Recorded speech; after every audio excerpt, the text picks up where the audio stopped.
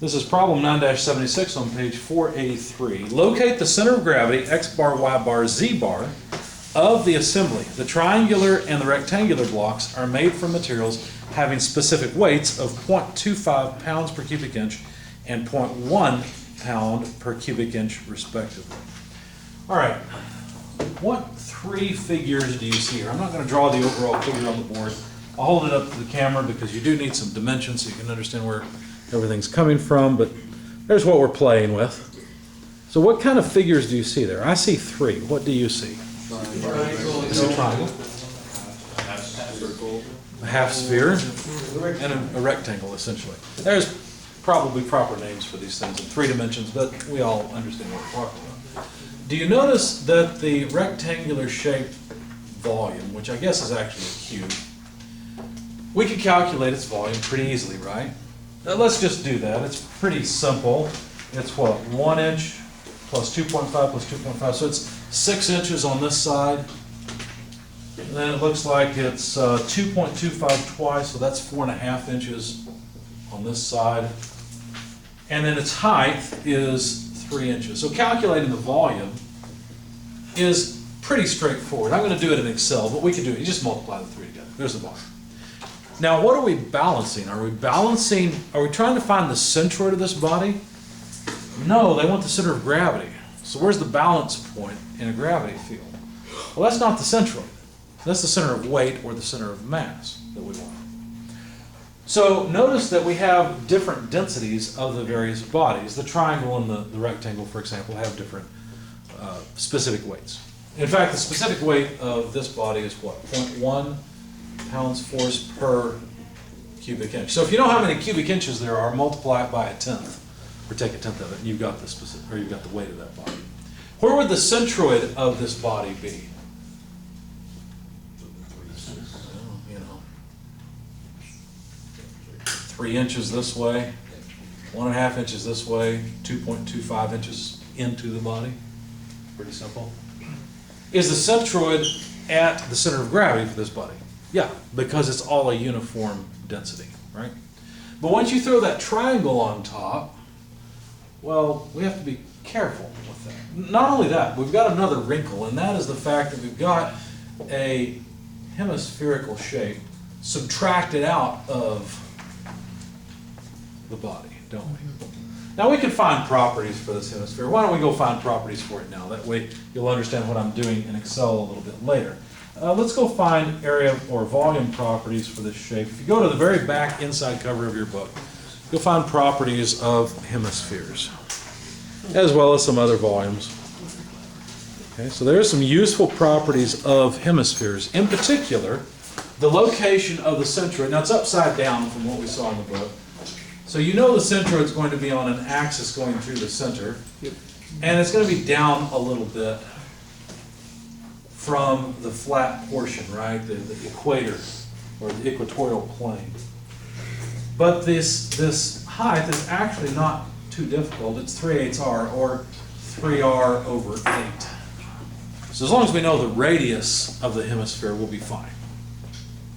We also need the volume though, so let's jot down the volume equation. It's 2/3 pi r cubed. Now in our particular case, they made our lives pretty easy, because what did they make the radius of the hemisphere? What did they specify it to be? 1 inch. 1 inch. That makes the math very easy, because now this is 3/8 of an inch, and this is 2 pi over 3 inches, because 1 cubed is still just 1. Make sense? So now we know the volume, and we know the location of this hemisphere, okay? The location of the triangular piece, the triangular piece's centroid, is also pretty easy to determine. Let me try to get a decent sketch here. I think that's actually called a prism. I don't remember, whatever. If it was just a triangle, then we would know to go up 1/3 and over 1/3. As a matter of fact, this goes along the entire length. So if we break it up into thirds, this would be 1.5 inches, and there'd be a further 3 inches to get out to the end. Make sense to everybody? I'm not writing down the units, but you understand, I hope. The height of the triangle is what, 3 inches, I think? Yeah, so the centroid of this little surface here would be 1 inch up. And then to find the centroid, well, there's a plane here in the center. So all we have to do is move over that plane. Since the thickness of this prism is 1 inch, then obviously we just have to go in 1/2 inch to find the centroid. Does that make sense to everybody? Any questions? Okay. So if we were looking at it from this face, if we were normal to this face, the center of gravity would be covered up by the centroid of the triangular face. Okay? Now let's go over to Excel. Now that you understand where, or something about where the centroids of these are, let me show you how to deal with negative volumes or negative anythings. A lot of times, not in lines so much, but in areas and volumes, we end up with shapes that are cut out. And we have to know how to accommodate those negative shapes. All right, so what I'm going to do is note that I'm given a triangle. Really, it's a prism. So let's write that down. I'm given a block or a cube. I think a block is probably a better name for it because a cube kind of suggests that it's all square. And a hemisphere.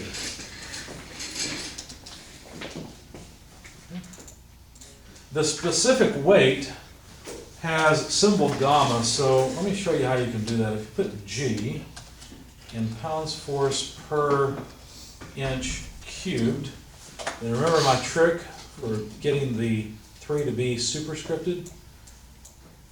You just highlight it. In Word, there's a button. There's an X superscript, X subscript. It's really handy. I don't know why they don't have it in Excel. I've looked and tried to include it, and I can't find it anywhere. If you find it, let me know. But you have to format the font, do that, and then if you format this or change its font to symbol, no, that's not what I wanted. You can actually change the font of one of the characters and get a beautiful gamma. Isn't that nice? So I'm trying to make it look pretty. So pounds force per cubic. Now, do I need to actually calculate the weight of each of these? I think I do. Because think about it, that's what we're balancing out, is not the specific weight, but the total weight. So why don't I add in a volume? Let me show you another trick. Don't waste time reformatting things if you don't have to. I need something for a volume. So I'm going to put a V here. Get rid of the rest of that. And voila, volume in cubic inches. Okay. I need that. I should probably calculate the weight. That has pound force units. If I really wanted to make this pretty, I would take the F,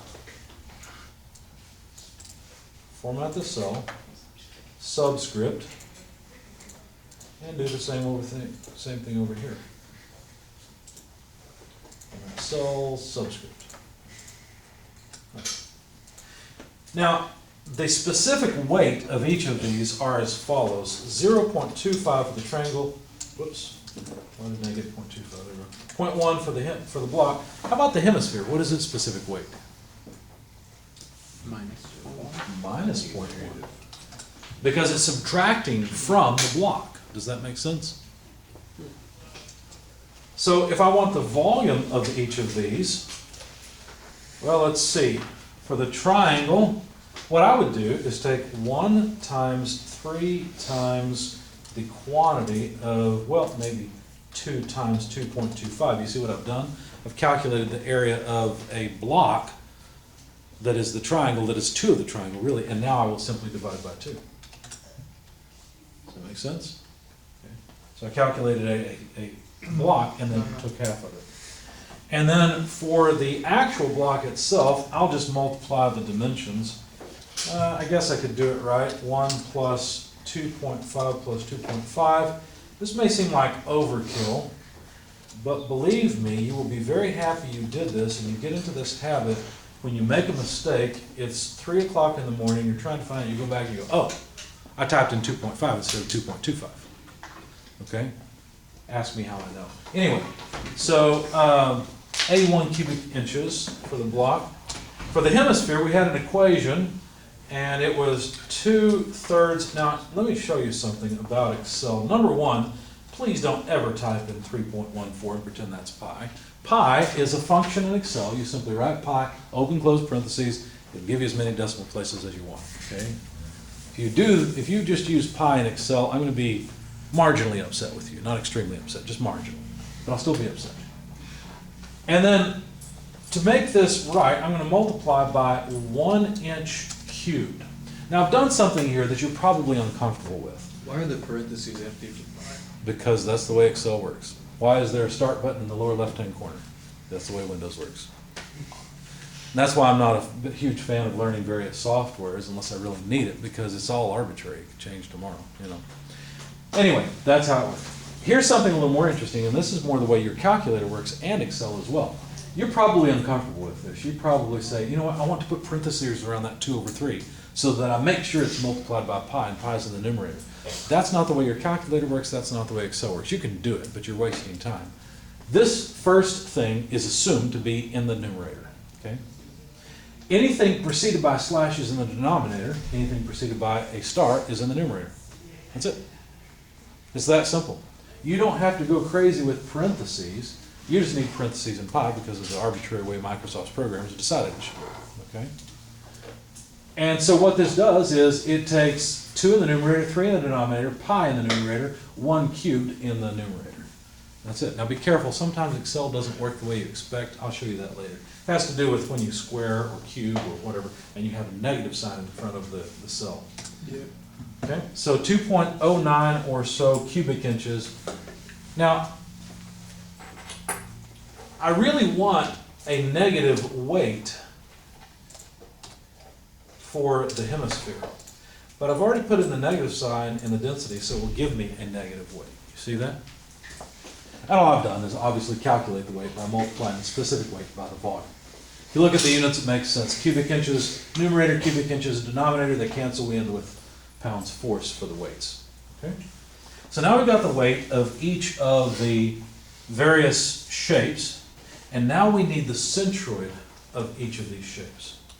So we need x tilde, we need y tilde. Since we're dealing with volumes, we need z tilde as well. Why didn't we need z tilde in the last problem? 2D. It was 2D, right? We had weights in a plane that we were concerned about. Technically, they did have heights, but they didn't tell us what those heights were. And we don't really care. They didn't matter. We're just looking for balance on the floor. All right. Enough playing around. Let's locate the centroid of each of these. Let's start with the block because it's easiest. Now, let's see. The block would be, now let's see.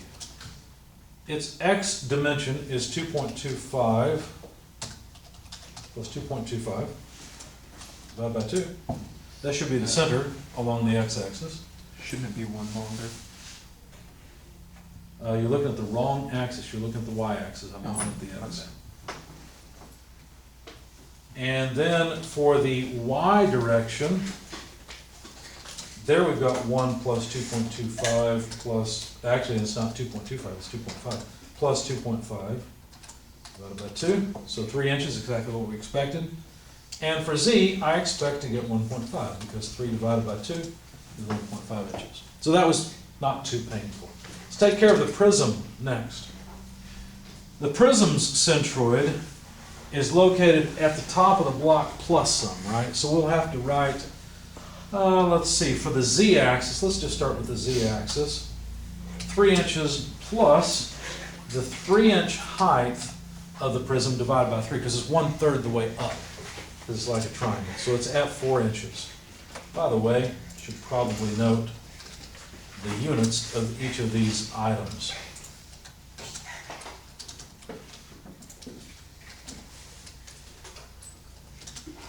Okay. The y location is just 1 inch over 2, right? 1/2 inch along the y-axis. Along the x-axis, it looks like that would just be the quantity of 2.25 plus 2.25 divided by 3. Everybody with me on that one? Yep. Okay. How about the hemisphere? Well, fortunately, they dimensioned the center of the hemisphere. So along the x-axis, it's just at 2.25 inches. It's one of the dimensions given clearly. Along the y-axis, it's 1 inch plus 2.5 inches. And I forgot an equal sign. Along the z-axis, it's 3 inches minus, remember I told you the height was 3/8 of the radius? So 3/8 of an inch. There we go. So now we've located the centroid of all of these. What do you think we need to do next? Take the moments about the moments along the x-axis, about the y-axis, and so forth. So we need to take the weight multiplied by x tilde, which will have units of inch pounds force. If I was thinking ahead, I would have done this differently. Let me show you how I should have done this, rather than the slow way that I'm doing. Well, now I'm going to have a really fast way to do it, but I'll show you. The fastest way is just to take this, copy it, paste it, stick in a y instead of an x, right? But what I should have done when I started off was to copy this cell, paste it, and then modify it to get what I needed. Now, isn't it strange that sometimes we use a multiplication sign or a star to indicate multiplication. Sometimes it's a minus. Looks like we're subtracting pounds force from inches, which you cannot do. This is just another way of writing times. Okay? So 2 different ways of writing. What I really care about is letting Excel perform the multiplication for me. And if I were to drag this over, it wouldn't work. Why? Because I'm not multiplying weight. I want to multiply weight. How can I do that? Well, if I prepare my equation just a little bit better, I don't want the column to move. So if I click on D2, I cycle through with F4 until I get a $sign on the D. Now, I didn't have to do it that many times. I just wanted to show you that it can cycle through. Once I get a $sign on the D, what that means is that the column D will not move around.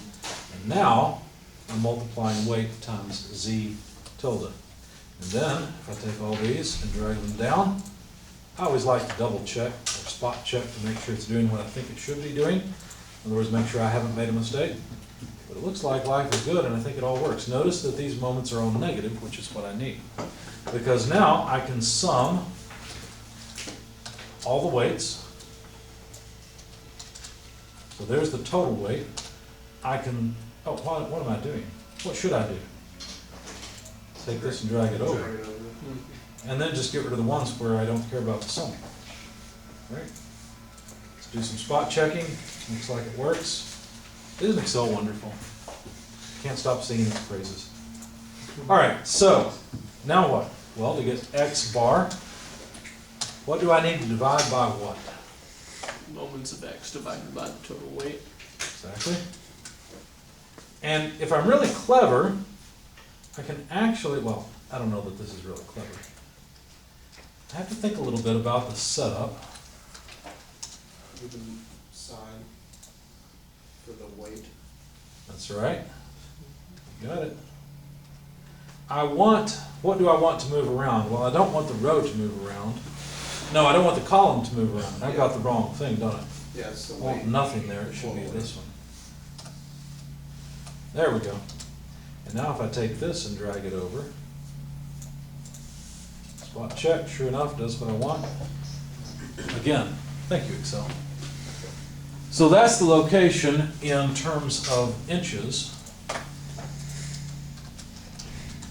of the centroids of the composite body.